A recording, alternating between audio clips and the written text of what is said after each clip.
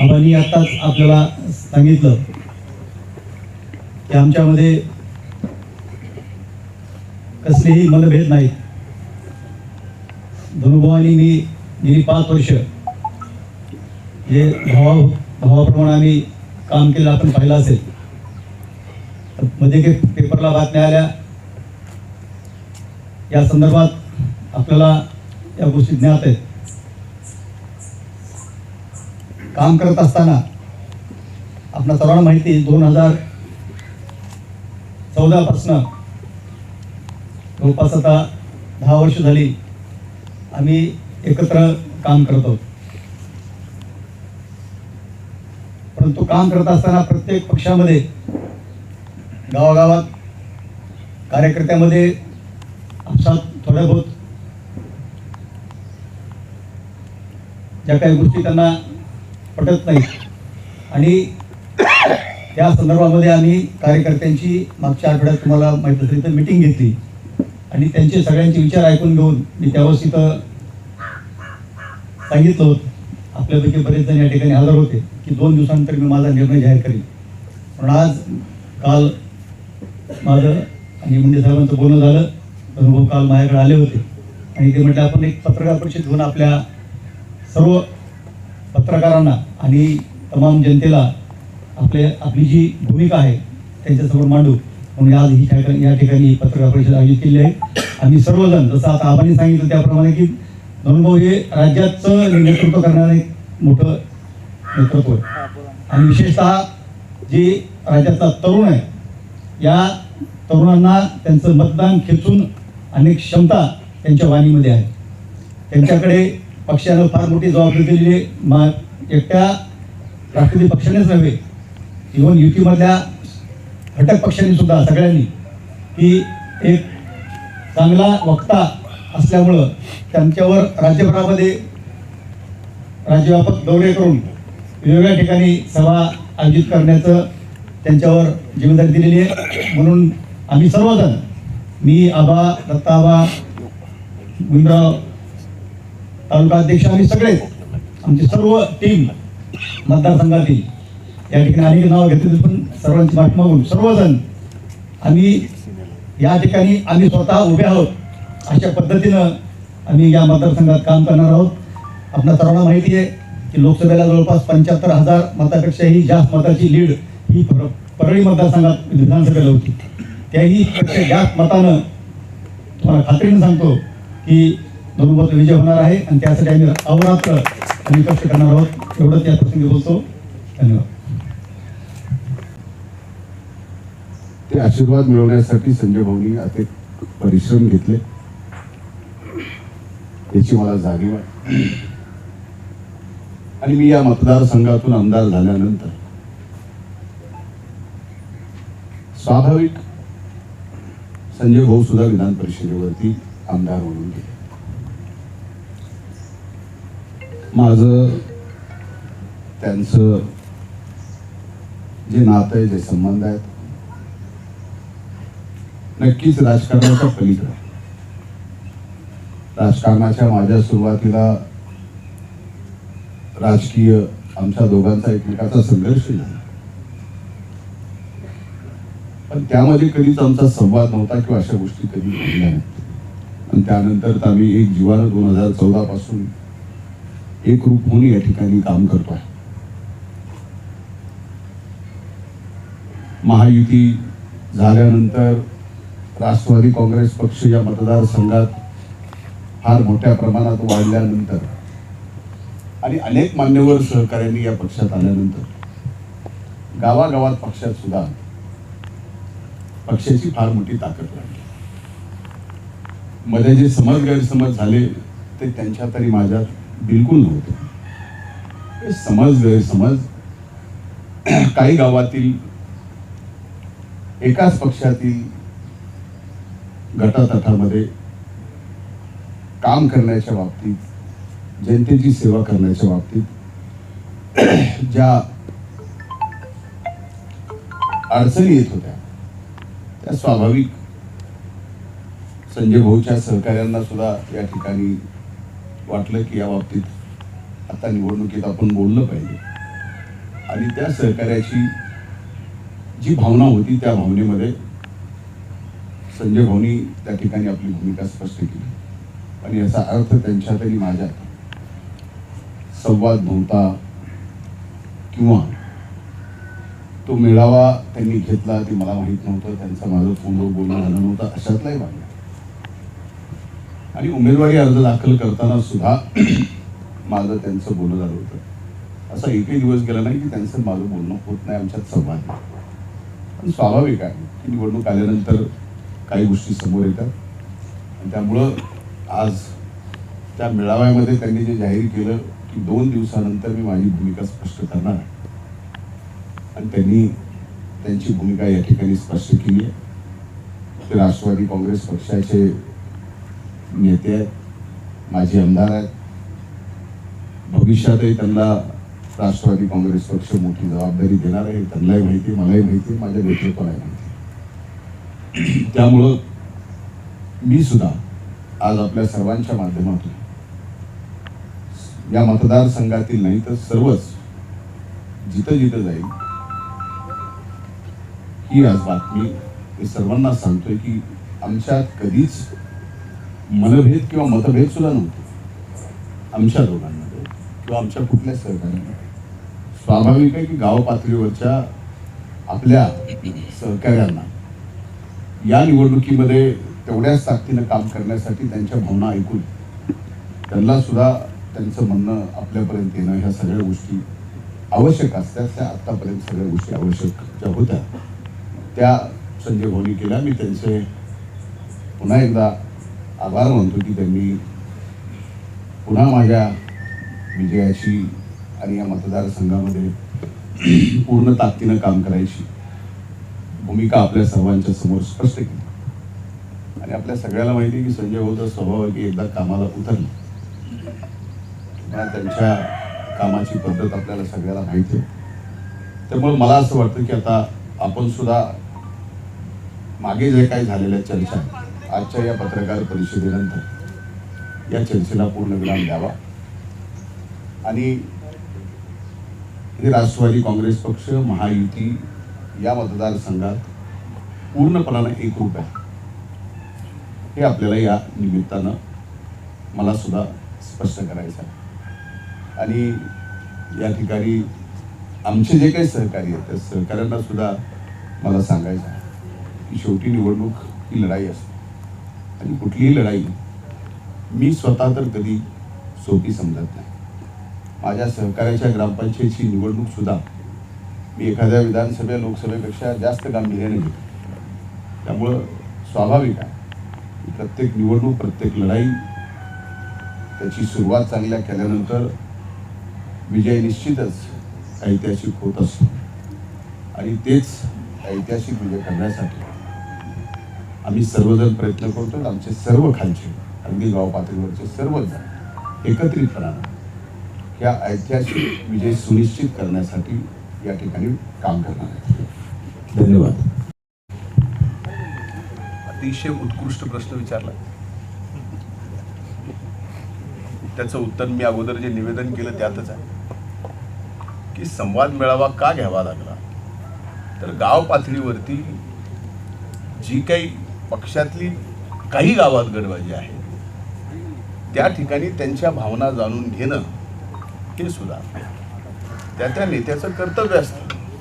आणि ते भावना जाणून घेण्यासाठी तो संवाद मेळावा घेतला, त्यांच्या भावना ऐकून घेतल्या आणि त्यांच्या भावनाशी समरस होऊन त्यांनी जे काही व्यक्त झाले ते व्यक्त झाल्यानंतर याचा अर्थ असा बिलकुल नाही की त्याच्यात त्यांच्यात आणि माझ्यात काही मतभेद आहेत किंवा मनभेद आहेत.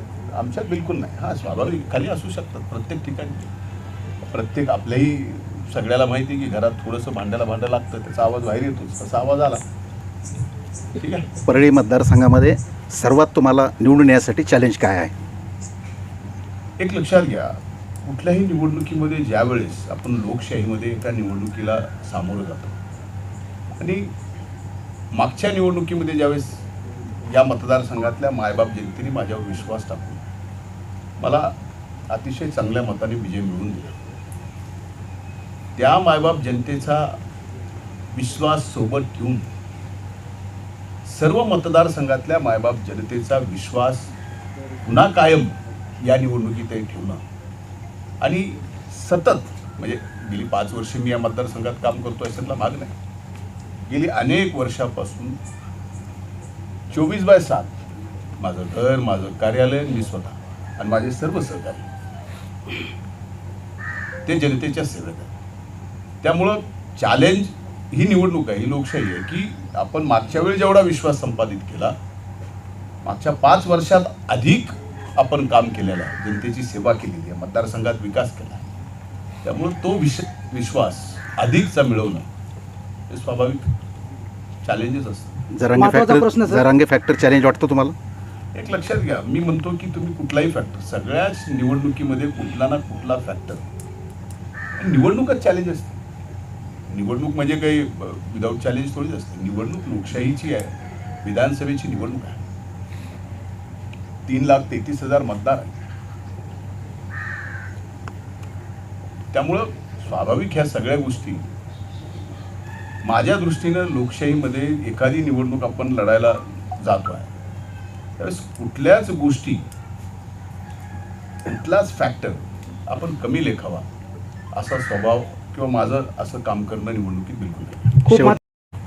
त्यांना मतदान करताना परळी विधानसभा मतदारसंघातल्या मायबाप जनतेने लोकसभेच्या निवडणुकीच्या निकालात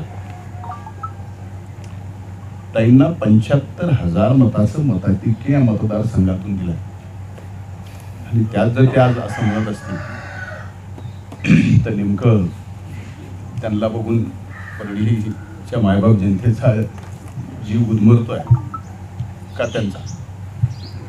एकदा साहेबांची कधी भेट झाली नाही. कधी म्हणजे जवळपास आता भेटून पक्ष एक असताना माझा एक फोटो आहे तुम्हाला, म्हणजे दोघांचा बसलेला, ती माझी शेवटची त्यांची भेट आहे. त्याच्यानंतर माझी पवार साहेबांची कधीही भेट झाली नाही.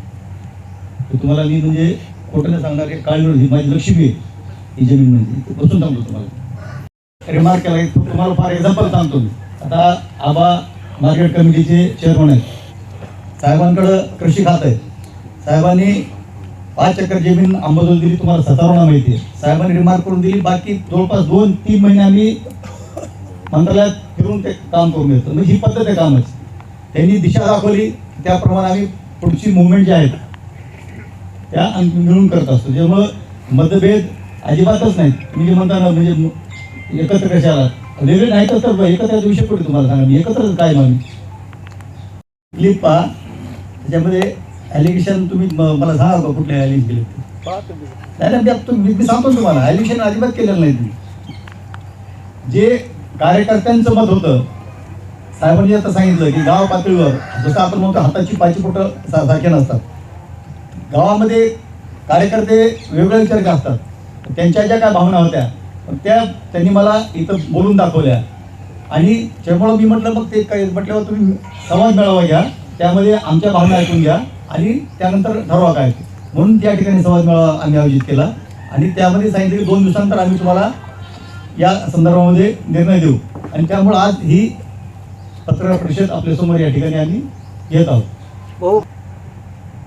चौथ्या लोकसंभाचे एक प्रमुख घटक आहे. आपण कुठलाही प्रश्न विचारताना जरा थोडीशी माहिती घेणं आवश्यक आहे.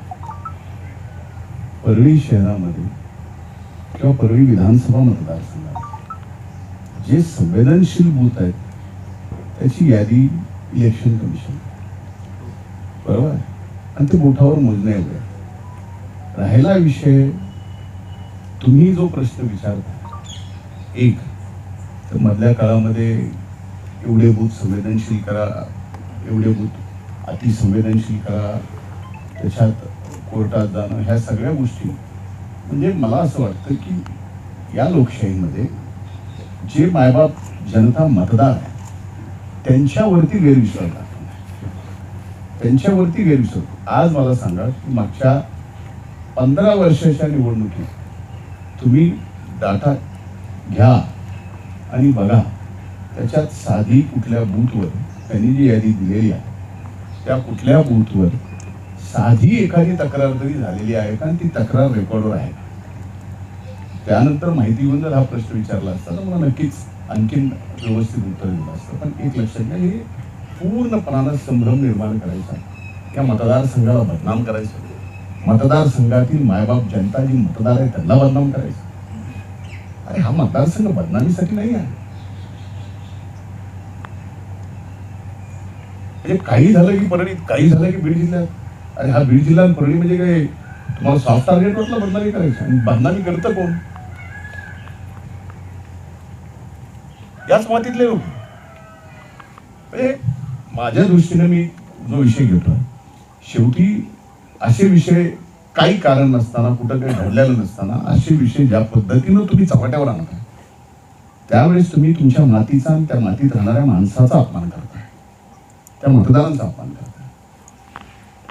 आता हा विषय सगळं अगोदर बघा, विषय चर्चेला आणायचा असतो. तुम्ही प्रश्न विचारला का, तर याला काही पद्धती आहेत ना. पहिल्यांदाच काय गोष्टी संवेदनशील आहेत आणि त्या अतिसंवेदनशील कशा करायच्या, हा विषय सगळ्यात अगोदर डायरेक्ट कोर्टात जायला पाहिजे की इलेक्शन कमिशन कुठे जायला पाहिजे? कुठे जायला पाहिजे? माझा प्रश्न आहे आपल्याला. Election commission, correct. Election commission मध्ये गेला असता एवढी न्यूज व्हॅल्यू मिळाली नसती. कोर्टात गेला म्हणून ही न्यूज व्हॅल्यू मिळाली. आणि झालं याच्यातून काय, आपल्या गावाची, आपल्या मातीचा तुम्ही अख्खी इब्रत, मतदारांची अख्खी इब्रत तुम्ही काही कारण नसताना बाहेर करता. असं काही झालेलंच नाही, कुठं घडलंच नाही. व्हिडिओ येतात त्यांनी कोण उमेदवार द्यावा, कुठल्या जातीचा द्यावा, लोकशाहीमध्ये ज्या त्या पक्षाला तो अधिकार आहे. पण लोकशाहीमध्ये लोकप्रतिनिधी म्हणून काम करत असताना मी माझ्या आयुष्यात, जीवनात कधी जात पात धर्म बघून राजकारण केलं. यापूर्वीचे अनेक माझे जाहीर भाषण आहेत की ज्या वेळेस मला अशी वेळ येईल की जात पात आणि धर्म करून मत मागायची, त्या दिवशी मी खरी बसेल. पण अशा पद्धतीचं कधी राजकारण करणार नाही. त्यामुळं समोरचं कोण असं करत असेल तर भगवंत त्याला सद्बुद्धी देव, एवढीच माझी विनंती आहे. पण या मायबाप जनतेला माहिती आहे, या मतदारसंघातल्या सर्व जाती धर्मांना मी काय, माझं काम काय हे माहिती आहे. आणि इथल्या मायबाप जनतेला माहिती आहे की धनंजय मुंडेचं सेवा हाच धर्म आहे आणि सेवा हीच जात आहे. बाबतीतलं उत्तर 23 तारखेला आपण घ्यावं. आता ही अराजकता आणि ह्या सगळ्या गोष्टी होत्या तर त्यांना आज आठवल्या. आज आठवल्या एखादा तरी प्रसंग, ह्या सगळ्या गोष्टी, तेही सामाजिक राजकीय जीवनामध्ये तेही पदाधिकारी म्हणून काम करताय. आणि ते करत असताना त्यांना ह्या गोष्टी 5 वर्षात 10 वर्षात कधीतरी जनतेच्या समोर यावं लागेल ना. अशा काही गोष्टी घडल्या तर त्या समोर आणावं लागतील ना.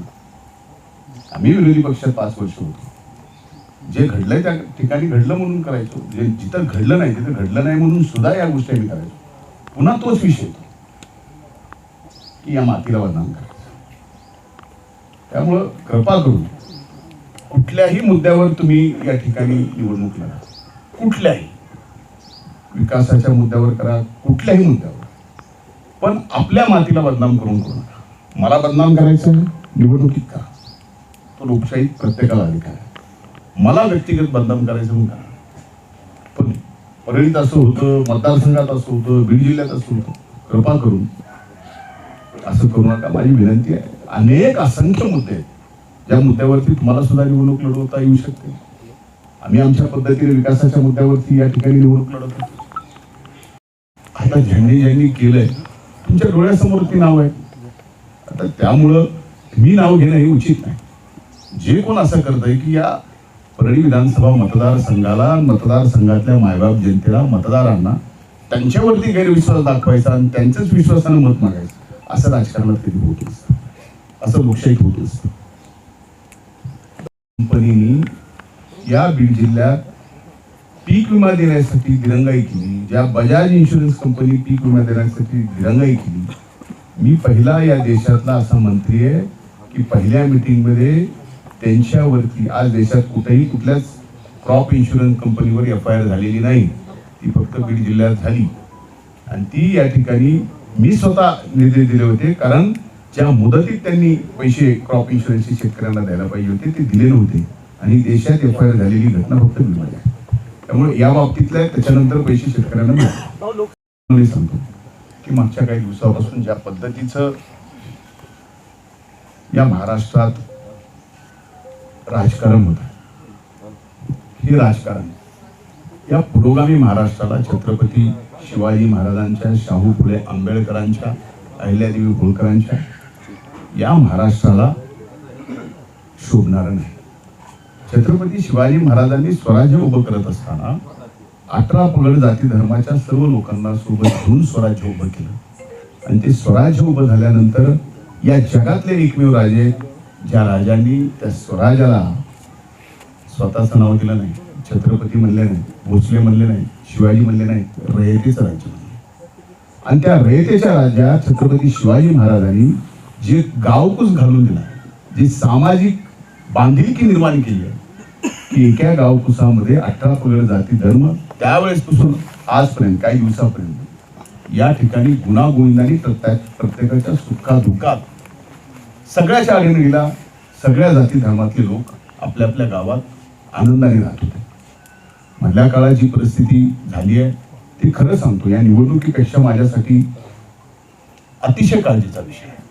म्हणजे पहिल्यांदा आता ही निवडणूक अशी आहे की या निवडणुकीमध्ये जे काय मागं घडलंय ते सगळं बाजूला सोडून पुन्हा सामाजिक सलोखा व्यवस्थित राहावा त्याच्यासाठी आणि पुढच्या पिढीसाठी आपण सगळ्यांनी हे आव्हान म्हणून सामाजिक सलोखा अबाधित ठेवण्यासाठी हे निवडणूक एक माध्यम समजतो. मी सांगतो की मागच्या काही दिवसापासून ज्या पद्धतीचं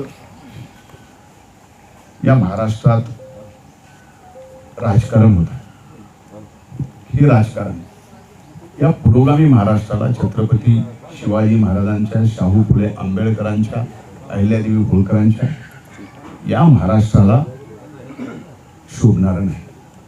छत्रपती शिवाजी महाराजांनी स्वराज्य उभं करत असताना 18 पगड जाती धर्माच्या सर्व लोकांना सोबत घेऊन स्वराज्य उभं केलं.